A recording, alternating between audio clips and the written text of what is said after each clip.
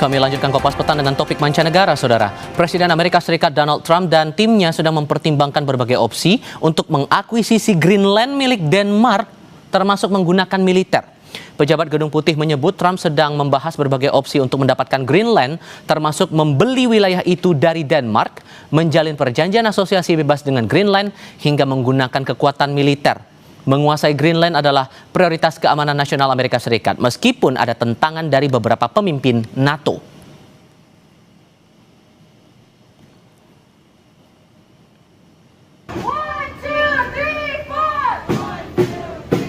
Sementara itu, sejumlah warga Amerika Serikat menggelar aksi protes atas penangkapan Presiden Venezuela Nicolas Maduro di luar Pengadilan Federal Manhattan, New York.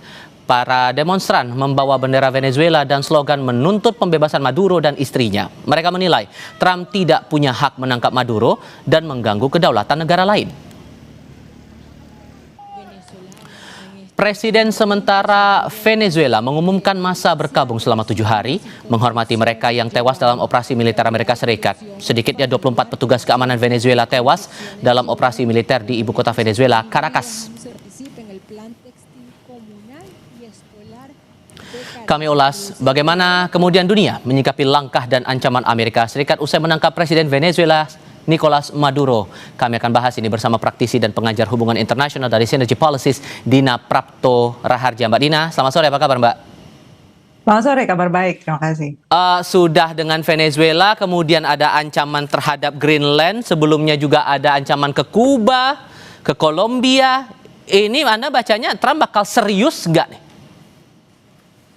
Di satu sisi, pesan yang jelas beliau sangat serius adalah bahwa Amerika Serikat itu ada di atas aturan internasional. Dan bahwa Amerika Serikat serius mau melakukan riset terhadap, riset itu maksudnya kembali ke nol lagi ya, aturan-aturan main di tingkat internasional itu mau diputar ulang kembali supaya lebih menguntungkan Amerika Serikat. Kalau dilihat dari National Security Strategy yang dikeluarkan oleh Donald Trump di bulan November 2025, intinya jelas bahwa Amerika Serikat ingin mempertahankan dominasi atau kalau dalam bahasa hubungan internasional itu hegemoni ya dari Amerika Serikat di global. Walaupun sebenarnya faktanya itu akan sangat sulit terjadi melihat situasi dalam negeri ekonomi Amerika Serikat sekarang defisit, kemudian justru yang dianggap sebagai musuh oleh Amerika Serikat seperti China dan Rusia, ternyata relatif baik-baik saja ekonominya, bahkan mengalami surplus ya si China itu. Oke, sehingga kalau Anda melihatnya reaksi dunia termasuk sekutu AS di Eropa akan gimana merespon ini semua? Kalau Eropa, saya pernah nulis tentang ini dan saya lihat mereka itu sebenarnya khawatir dengan bayang-bayang dirinya sendiri. Mereka belum punya imajinasi keluar dari kerjasama dengan Amerika Serikat itu akan seperti apa.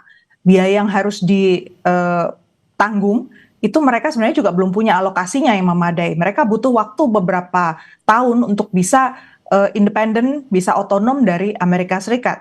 Itu sebabnya di NATO misalnya, mereka masih sangat gigih ya, berusaha untuk membuat suara NATO solid dan berusaha untuk mengiyakan saja apa yang diminta oleh Amerika Serikat. Cuman dengan kejadian Greenland ini kan kelihatan bahwa Amerika Serikat betul-betul nggak peduli sebenarnya dengan NATO, at least di bawah Donald Trump ya. Oke, dan Anda membacanya reaksi Rusia dan Tiongkok akan bagaimana kemudian? Kalau China posisinya kan sekarang menjadi pendana untuk PBB. Jadi dia dalam posisi untuk tetap mempertahankan dukungan internasional lewat PBB sebagai mekanisme multilateral. Negara-negara middle power, negara berkembang itu kan masih menjadi jantungnya dari PBB. Mereka masih berdenyut, masih menjadi aktor penting di tingkat global yang juga masih punya suara. Walaupun Dewan Keamanan PBB-nya boleh dikatakan sudah dibuat makin lumpuh ya oleh Donald Trump dengan serangan ke Venezuela. Rusia dalam posisi untuk tidak membuka konfrontasi yang lebih lebar, tapi bukan berarti kemudian dia tidak akan terlibat kalau ada konflik yang sifatnya menyenggol dirinya atau memprovokasi dirinya, dia bisa tetap masuk ke ranah persenjataan. Sehingga membaca kondisinya seperti ini, Mbak, terakhir singkat saja, Indonesia harus menyiapkan hal apa lagi untuk kemungkinan-kemungkinan setelah tindakan AS seperti ini? Pertama, Indonesia harus siap waktunya sangat singkat ya untuk keluar dari middle income trap.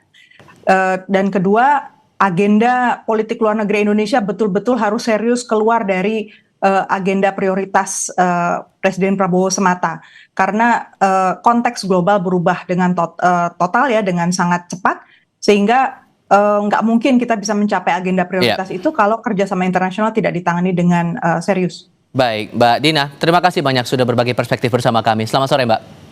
Selamat sore.